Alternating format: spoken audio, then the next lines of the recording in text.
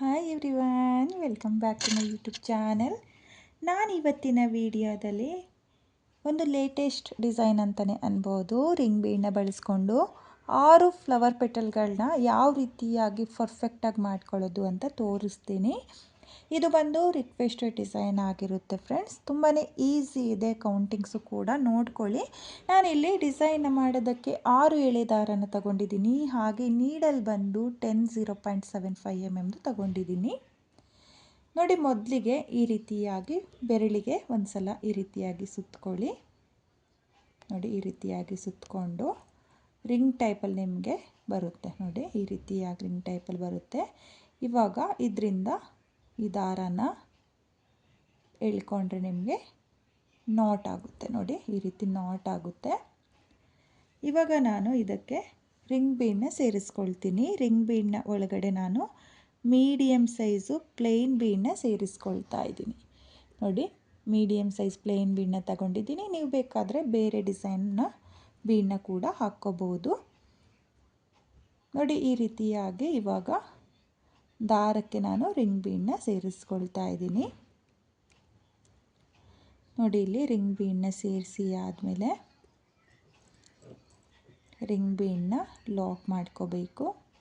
ನೋಡಿ, ಈ ರೀತಿ ಟೈಟ್ ಮಾಡ್ಕೊಳ್ಳಿ. ದಾರನ ಎಳೆದ್ರೆ ಟೈಟ್ ಆಗುತ್ತೆ. ನೋಡಿ, ಈ ರೀತಿಯಾಗಿ ಮೊದಲಿಗೆ ಲಾಕ್ನ ಮಾಡ್ಕೊಳ್ಳಿ. ಲಾಕ್ನ ಮಾಡಿ ಆದಮೇಲೆ 1 2 3 ನೋಡಿ, ನಾನಿಲ್ಲಿ 3 ಚೈನ್ನ ಹಾಕ್ಕೊಂಡಿದ್ದೀನಿ. 3 ಚೈನ್ನ ಹಾಕಿ ಆದಮೇಲೆ ನೀಡಲ್ ಮೇಲೆ 2 ಸಲ ದಾರನ ತಗೋಬೇಕು. ನೋಡಿ, 2 ಸಲ ದಾರನ ತಗೊಂಡು ರಿಂಗ್ ಬೀಡನ್ನ ಮೇಲ್ಗಡೆಯಿಂದ ನೀಡಲ್ನ ಹಾಕಿ ದಾರನ ತಂದು 2 ದಾರನ 1 ಮಾಡ್ಕೊಳ್ಳಿ, ಮತ್ತು 2 ದಾರನ 1 ಮಾಡ್ಕೊಳ್ಳಿ, ಮತ್ತು 2 ದಾರನ 1 ಮಾಡ್ಕೊಳ್ಳಿ. ನೋಡಿ, ನಾನಿಲ್ಲಿ ರಿಂಗ್ ಬೀಡಿಗೆ ತ್ರಿಬಲ್ ಕ್ರೋಶೆ ಕಂಬನ ಮಾಡ್ಕೊಳ್ತಾ ಇದ್ದೀನಿ. ಇಲ್ಲಿ ಮಿಡಲಲ್ಲಿ ಏನು ಥ್ರೆಡ್ ಕಾಣ್ತಿದೆಯೋ ಈ ಅರ್ಧ ರಿಂಗ್ ಬೀಡಿಂದ ನೋಡಿ ಥ್ರೆಡ್ ಕಾಣಿಸ್ತಾ ಇದೆಯಲ್ಲ, ಈ ಸೈಡಿಂದ ನೀವು ತ್ರಿಬಲ್ ಕ್ರೋಶೆ ಕಂಬನ ಸ್ಟಾರ್ಟ್ ಮಾಡ್ಕೋಬೇಕು. ಮತ್ತೆ ನೀಡಲ್ ಮೇಲೆ 2 ಸಲ ದಾರನ ಸುತ್ತಕೊಂಡು ಮತ್ತೆ ನಾನು ರಿಂಗ್ ಬೀಡ್ನ ಗ್ಯಾಪಿಗೆ ನೀಡಲ್ನ ಹಾಕಿ ದಾರನ ಎಳ್ಕೊಂಡು ನೀಡಲ್ ಮೇಲೆ 4 ಲೂಪ್ ಇರುತ್ತೆ. 2 ಲೂಪಿಂದ ಒಂದ್ಸಲಿ, ಮತ್ತು 2 ಲೂಪಿಂದ ಒಂದ್ಸಲಿ, ಮತ್ತು 2 ಲೂಪಿಂದ ಒಂದ್ಸಲಿ, ಈ ರೀತಿಯಾಗಿ 3 ಸಲ 2 ಲೂಪಿಂದ ದಾರನ ಎಳ್ಕೊಂಡ್ರೆ ನಿಮಗೆ ತ್ರಿಬಲ್ ಕ್ರೋಶೆ ಕಂಬ ಆಗುತ್ತೆ. ನೋಡಿ, ನಾನಿಲ್ಲಿ 3 ತ್ರಿಬಲ್ ಕ್ರೋಶೆ ಕಂಬನ ಮಾಡ್ಕೊಂಡಿದ್ದೀನಿ. 3 ಚೈನ್ನ ಬಿಟ್ಟು 3 ತ್ರಿಬಲ್ ಕ್ರೋಶೆ ಕಂಬನ ಮಾಡ್ಕೋಬೇಕು. 3 ತ್ರಿಬಲ್ ಕ್ರೋಶೆ ಕಂಬ ಆದಮೇಲೆ ಇವಾಗ ಮತ್ತೆ 1 2 3 ಸೇಮ್ 3 ಚೈನ್ನ ಹಾಕಿ ರಿಂಗ್ ಬೀಡಿಗೆ ಲಾಕ್ನ ಮಾಡ್ಕೋಬೇಕು. ನೋಡಿ, ಈ ರೀತಿಯಾಗಿ ಲಾಕ್ನ ಮಾಡಿಕೊಂಡು ಜರುಗಿಸ್ಕೊಳ್ಳಿ. ನೋಡಿ, 3 ಚೈನ್ನ ಹಾಕಿ ತ್ರಿಬಲ್ ಕ್ರೋಶೆ ಕಂಬನ ಮಾಡ್ಕೊಂಡಿದ್ದೀನಿ. 3 ಚೈನ್ನ ಹಾಕಿ ರಿಂಗ್ ಬೀಡಿಗೆ ಲಾಕ್ನ ಮಾಡ್ಕೊಂಡಿದ್ದೀನಿ. ನೋಡಿ, ಒಂದು ಫ್ಲವರ್ ಪೆಟಲ್ಲು ನಿಮಗೆ ಬರುತ್ತೆ. ನೋಡ್ತಾ ಇದ್ದೀರಲ್ಲ, 3 ತ್ರಿಬಲ್ ಕ್ರೋಶೆ ಕಂಬನ ಮಾಡಿಕೊಂಡು 3 ಚೈನ್ನ ಹಾಕಿ ಲಾಕ್ನ ಮಾಡ್ಕೊಂಡಿದ್ದೀನಿ. ಇವಾಗ ಮತ್ತೆ 3 ಚೈನ್, ನೋಡಿ 3 ಚೈನ್ನ ಹಾಕಿ ತ್ರಿಬಲ್ ಕ್ರೋಶೆ ಕಂಬನ ಸ್ಟಾರ್ಟ್ ಮಾಡಬೇಕು. ನೋಡಿ, 3 ಚೈನ್ ಆದಮೇಲೆ ನೀಡಲ್ ಮೇಲೆ 2 ಸಲ ದಾರನ ಸುತ್ತಕೊಂಡು ರಿಂಗ್ ಬೀಡ್ನ ಗ್ಯಾಪಿಗೆ ತ್ರಿಬಲ್ ಕ್ರೋಶೆ ಕಂಬ,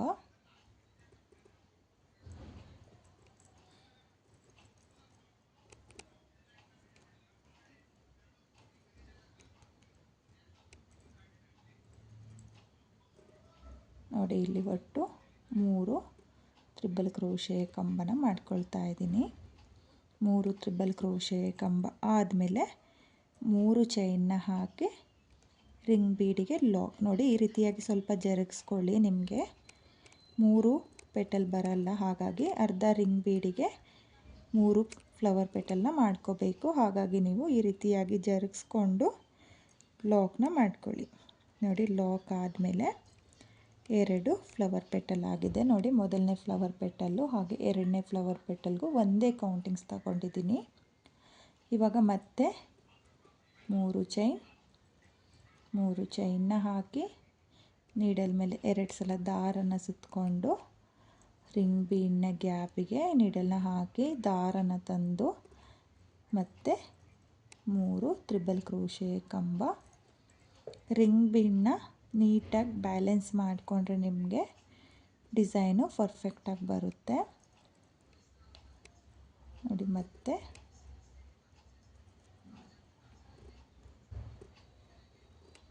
ತ್ರಿಬಲ್ ಕ್ರೋಶೆ ಕಂಬ ನೋಡಿ, 3 ತ್ರಿಬಲ್ ಕ್ರೋಶೆ ಕಂಬ ಆಗಿದೆ. 3 ತ್ರಿಬಲ್ ಕ್ರೋಶೆ ಕಂಬ ಆದಮೇಲೆ 3 ಚೈನ್ನ ಹಾಕಿ ಲಾಕ್ನ ಮಾಡ್ಕೋಬೇಕು.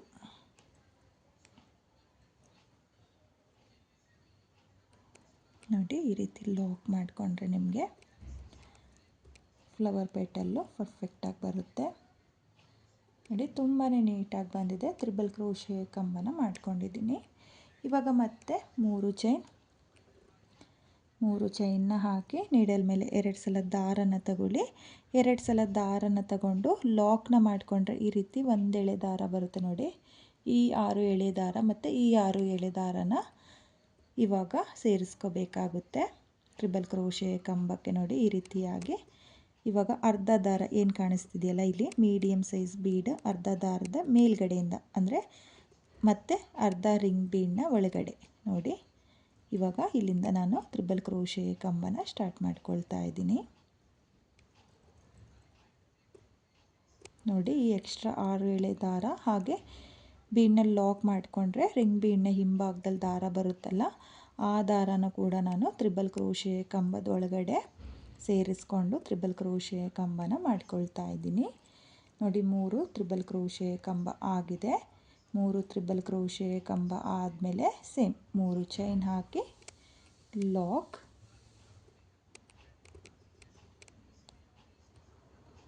ನೋಡಿ. ಈ ರೀತಿ ಲಾಕ್ನ ಮಾಡ್ಕೊಂಡಿದ್ದೀನಿ. ಹಾಗೆ ಈ ಎಕ್ಸ್ಟ್ರಾ ಥ್ರೆಡ್ನ ನಾನು ಕಟ್ ಮಾಡ್ಕೊಳ್ತೀನಿ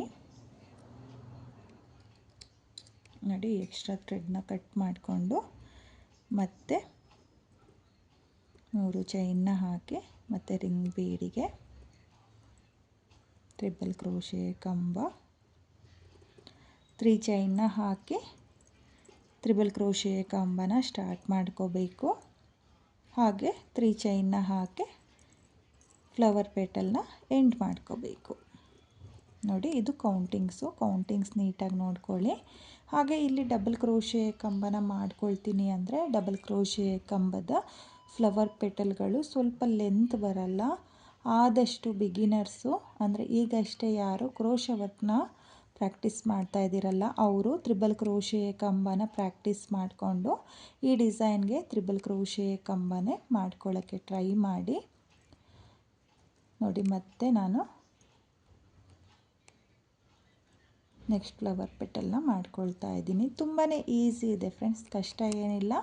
ಬಿಗಿನರ್ಸಿಗೆ ಒಂದು ಫ್ಲವರ್ ಮಾಡೋವರೆಗೂ ಅಷ್ಟೇ ಕಷ್ಟ ಆಗೋದು. 2ನೇ ಫ್ಲವರಿಂದ ನೀಟಾಗಿ ಅಂದರೆ ತುಂಬಾ ಈಸಿಯಾಗಿಯೂ ಕೂಡ ಮಾಡ್ಕೋಬೋದು. ನಾನು ಯಾವ ರೀತಿ ಮಾಡ್ಕೊಳ್ತಾ ಇದ್ದೀನೋ ಸೇಮ್ ಅದೇ ರೀತಿಯಾಗಿ ನೀವು ಮಾಡ್ಕೊಳ್ಳಿ. ಕೌಂಟಿಂಗ್ಸು ನಾನಿಲ್ಲಿ 3 ಚೈನ್ 3 ತ್ರಿಬಲ್ ಕ್ರೋಶೆ ಕಂಬ ಮತ್ತು 3 ಚೈನ್ ಈ ರೀತಿಯಾಗಿ ಮಾಡ್ಕೊಂಡಿದ್ದೀನಿ ನೋಡಿ. ಇವಾಗ ಕೊನೆಯದಾಗಿಯೂ ನಾನು 3 ಚೈನ್ನ ಹಾಕಿ ಲಾಕ್ನ ಮಾಡ್ಕೊಳ್ತಾ ಇದ್ದೀನಿ ನೋಡಿ. ಈ ರೀತಿ ಲಾಕ್ನ ಮಾಡಿಕೊಂಡು 2 ಎಕ್ಸ್ಟ್ರಾ ಚೈನ್ನ ಹಾಕಿ ದಾರನ ಕಟ್ ಮಾಡ್ಕೊಳ್ಳಿ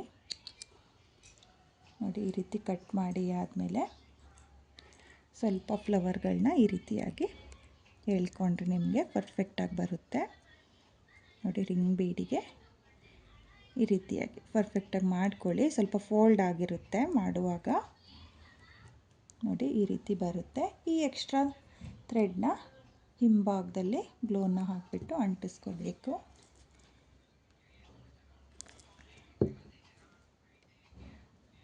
ನೋಡಿ. ಈ ರೀತಿ ಅಂಟಿಸ್ಕೊಂಡ್ರೆ ನಿಮಗೆ ಡಿಸೈನು ಕಂಪ್ಲೀಟ್ ಆಗುತ್ತೆ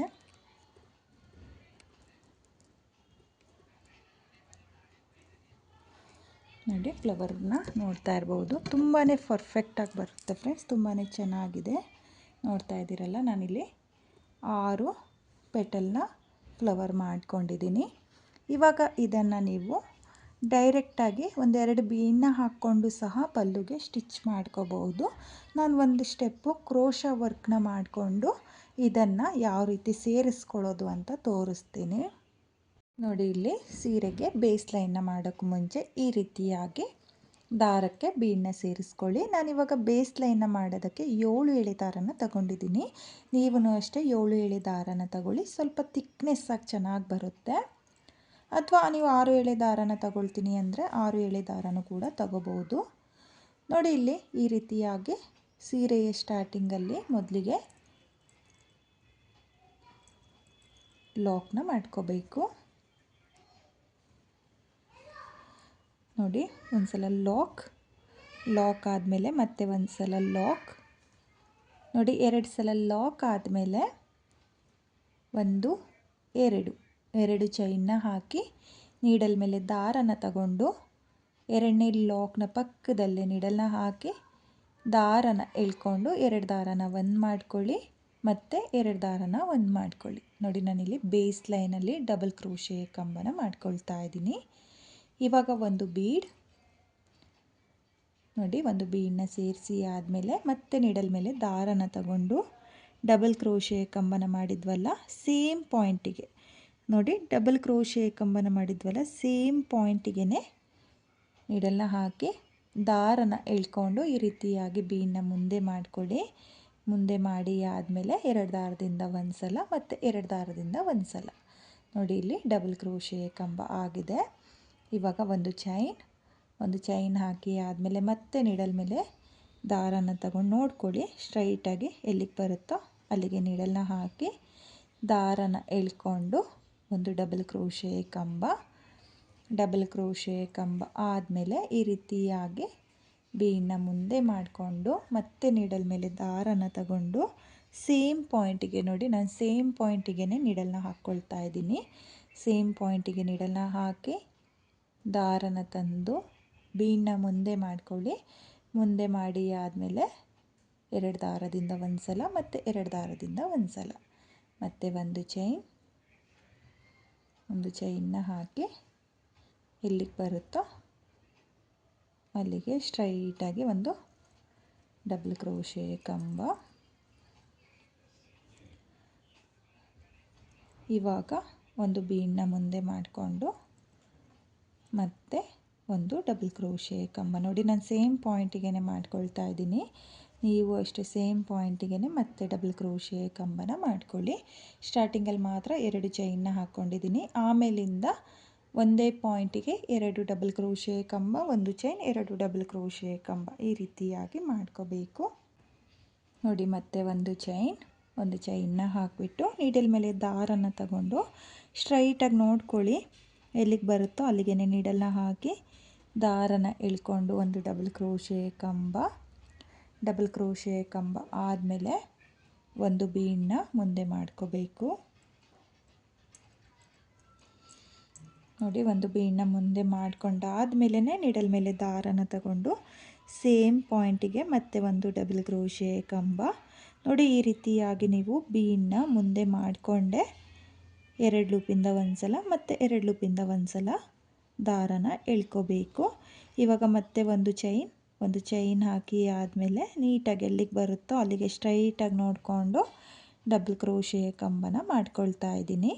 ನೀವು ಅಷ್ಟೇ ಇದೇ ರೀತಿಯಾಗಿ ಬೇಸ್ ಲೈನ್ನ ಮಾಡ್ಕೋಬೇಕು.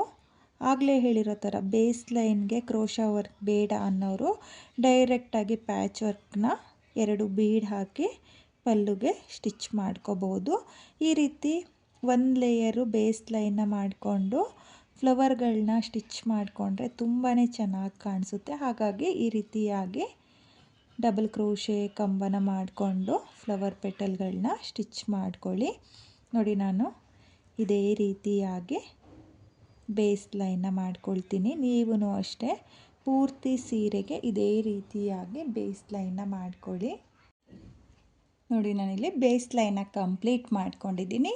ಕೊನೆಯಲ್ಲಿ ಒಂದು ಎಕ್ಸ್ಟ್ರಾ ಡಬಲ್ ಕ್ರೋಶೆ ಕಂಬನ ಮಾಡಿಕೊಂಡು 2 ಎಕ್ಸ್ಟ್ರಾ ಚೈನ್ನ ಹಾಕಿ ದಾರನ ಕಟ್ ಮಾಡ್ಕೊಂಡಿದ್ದೀನಿ. ಈ ಎಕ್ಸ್ಟ್ರಾ ದಾರನ ನೀವು ಡಿಸೈನ್ನ ಹಿಂಭಾಗದಲ್ಲಿ ಗ್ಲೋನ ಹಾಕಿಬಿಟ್ಟು ಅಂಟಿಸ್ಕೋಬೇಕು. ನೋಡಿ, ಪೂರ್ತಿ ಸೀರೆಗೆ ನೀವು ಕೂಡ ಇದೇ ರೀತಿಯಾಗಿ ಬೇಸ್ ಲೈನ್ನ ಕಂಪ್ಲೀಟ್ ಮಾಡ್ಕೊಳ್ಳಿ. ಹಾಗೆ ಇವಾಗ ಈ ಬೇಸ್ ಲೈನಿಗೆ ಈ ಫ್ಲವರ್ ಪೆಟಲ್ಗಳನ್ನ ಯಾವ ರೀತಿ ಸ್ಟಿಚ್ ಮಾಡೋದು ಅಂತ ತೋರಿಸ್ತೀನಿ. ನೋಡಿ, ನಾನಿಲ್ಲಿ ಒಂದು ಫ್ಲವರ್ನ ಸ್ಟಿಚ್ ಮಾಡ್ಕೊಂಡಿದ್ದೀನಿ. ನೀವು ಸ್ಟಾರ್ಟಿಂಗಲ್ಲಿ ವರ್ಕ್ ಮಾಡಿರ್ತೀರಲ್ಲ, ಅಲ್ಲಿಂದ ಈ ರೀತಿಯಾಗಿ 2 ಗ್ಯಾಪ್ನ ಬಿಟ್ಟು 3ನೇ ಗ್ಯಾಪಿಂದ ಸ್ಟಿಚ್ ಮಾಡ್ಕೊಳ್ಳಿ ಸ್ಟಾರ್ಟಿಂಗಲ್ಲಿ. ಆಮೇಲೆ ನೀವು ನಿಮಗೆ ಎಷ್ಟು ಗ್ಯಾಪ್ ಬೇಕು ನೋಡ್ಕೊಳ್ಳಿ, ಅಷ್ಟು ಗ್ಯಾಪಿಗೆ ಸ್ಟಿಚ್ ಮಾಡ್ಕೊಳ್ಳಿ. ಅಂದರೆ ಎಷ್ಟು ಇಂಚಸ್ಗೆ ಬೇಕಲ್ಲ ಅಷ್ಟು ಇಂಚಸ್ಗೆ ಕೌಂಟ್ನ ಮಾಡ್ಕೊಳ್ಳಿ. ಇಲ್ಲಿ ಗ್ಯಾಪ್ ಇರುತ್ತಲ್ಲ, ಆ ಗ್ಯಾಪ್ನ ಕೌಂಟ್ ಮಾಡಿಕೊಂಡ್ರೆ ನಿಮಗೆ ಪರ್ಫೆಕ್ಟಾಗಿ ಬರುತ್ತೆ ಡಿಸೈನು. ನೋಡಿ, ನಾನಿಲ್ಲಿ 1 2 3 4 5 6 7 8 9 10 ಗ್ಯಾಪ್ನ ಬಿಟ್ಟು 11ನೇ ಗ್ಯಾಪಿಗೆ ಸ್ಟಿಚ್ನ ಮಾಡ್ಕೊಳ್ತಾ ಇದ್ದೀನಿ. ನಿಮಗೆ ದೂರ ಅಂತ ಅನಿಸಿದರೆ ನೀವು 7 ಅಥವಾ 8ನೇ ಗ್ಯಾಪಿಗೆ ಸ್ಟಿಚ್ ಮಾಡ್ಕೊಳ್ಳಿ. ಸ್ಟಾರ್ಟಿಂಗಲ್ಲಿ ಮಾತ್ರ 2 ಗ್ಯಾಪ್ನ ಸ್ಕಿಪ್ ಮಾಡಿಬಿಟ್ಟು 3ನೇ ಗ್ಯಾಪಿಂದ ನೀವು ಸ್ಟಿಚ್ ಮಾಡ್ಕೋಬೇಕು. ನೋಡಿ, ಈ ರೀತಿಯಾಗಿ ಗ್ಯಾಪಿಗೆ ನೀಡಲ್ನ ಹಾಕಿ ದಾರನ ಎಳ್ಕೊಂಡು ಈ ರೀತಿಯಾಗಿ ದಾರನ ಎಳ್ಕೊಂಡಿದ್ದೀನಿ. ನಾನಿಲ್ಲಿ ಏನು ಕ್ರೋಶಾ ವರ್ಕ್ನ ಮಾಡಿದ್ದೀನಲ್ಲ, ಆ ಕಲರ್ ಕಾಟನ್ ಥ್ರೆಡ್ನ ತಗೊಂಡಿದ್ದೀನಿ. ಮಿಷಿನ್ ಥ್ರೆಡ್ ಅಂತಾರಲ್ಲ, ಆ ಥ್ರೆಡ್ ಇದು.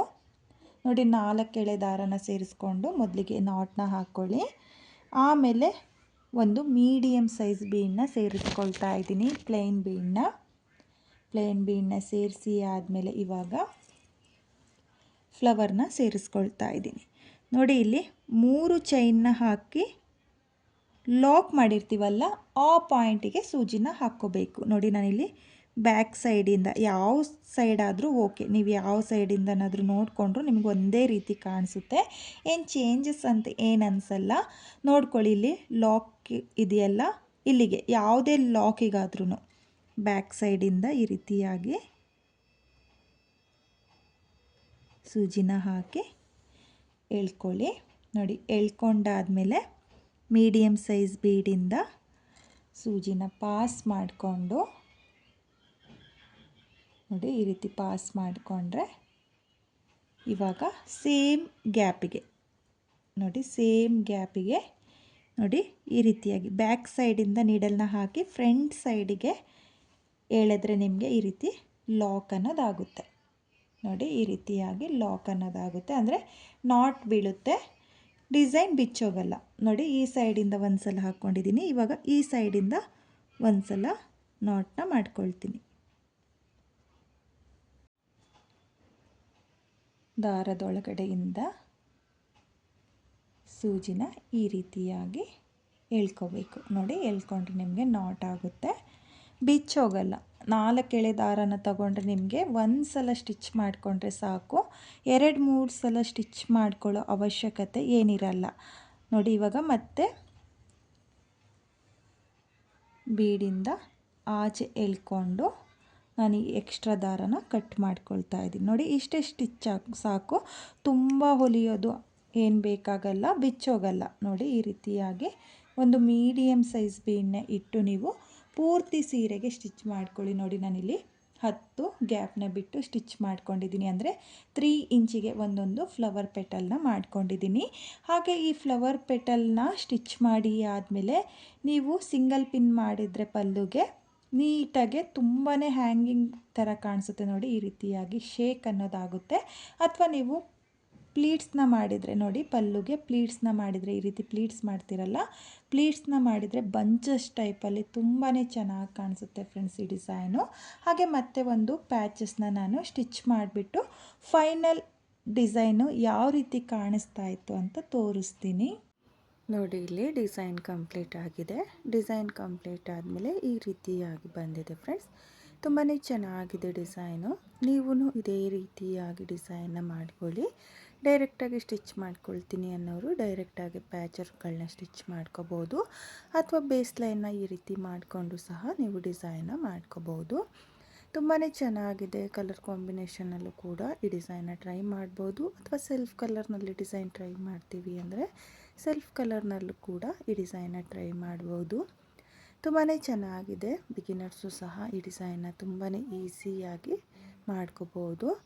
ಹಾಗೆ ಇವತ್ತಿನ ಈ ಡಿಸೈನ್ಗೆ ಪ್ರೈಸ್ ಬಂದು ನೀವು ಒಂದು 900 ಇಂದ 1000ವರೆಗೂ ಚಾರ್ಜ್ ಮಾಡಿಕೊಳ್ಳಿ. ಬೇಸ್ ಲೈನ್ನ ಮಾಡಿಕೊಂಡ್ರೆ ಬರೀ ಪ್ಯಾಚ್ ವರ್ಕ್ನ ಮಾಡ್ತೀವಿ ಅಂದರೆ ಒಂದು 500 ಟು 700ವರೆಗೂ ನೀವು ಚಾರ್ಜ್ ಮಾಡ್ಕೋಬೋದು, ಅಥವಾ ನಿಮ್ಮ ಪ್ಲೇಸಸ್ ಮೇಲೂ ಕೂಡ ಡಿಪೆಂಡ್ ಆಗುತ್ತೆ.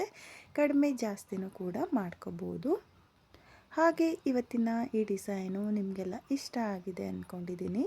ಇಷ್ಟ ಆಗಿದ್ದರೆ ಯಾರು ನನ್ನ ವಿಡಿಯೋನ ನೋಡ್ತಾ ಇದ್ದೀರೋ, ನನ್ನ ಚಾನಲ್ನ ಸಬ್ಸ್ಕ್ರೈಬ್ ಮಾಡ್ದಲೇ ನೋಡ್ತಾ ಇದ್ದರೆ ನನ್ನ ಚಾನಲ್ನ ಸಬ್ಸ್ಕ್ರೈಬ್ ಮಾಡ್ಕೊಳ್ಳಿ. ಹೊಸೊಬ್ರು ಯಾರಾದರೂ ನನ್ನ ವಿಡಿಯೋನ ನೋಡ್ತಾ ಇದ್ದರೆ ನನ್ನ ಚಾನಲ್ನ ಸಬ್ಸ್ಕ್ರೈಬ್ ಮಾಡಿಕೊಂಡು ನನ್ನ ವಿಡಿಯೋಗೆ ಒಂದು ಲೈಕ್ನ ಕೊಡೋದನ್ನು ಮಾತ್ರ ಮರಿಬೇಡಿ. ಹಾಗೆ ಇವತ್ತಿನ ಈ ಡಿಸೈನ್ ಹೇಗಿದೆ ಅಂತೇಳ್ಬಿಟ್ಟು ಕಾಮೆಂಟ್ನ ಮಾಡಿ, ಶೇರ್ ಮಾಡಿ. Thank you friends, thank you for watching.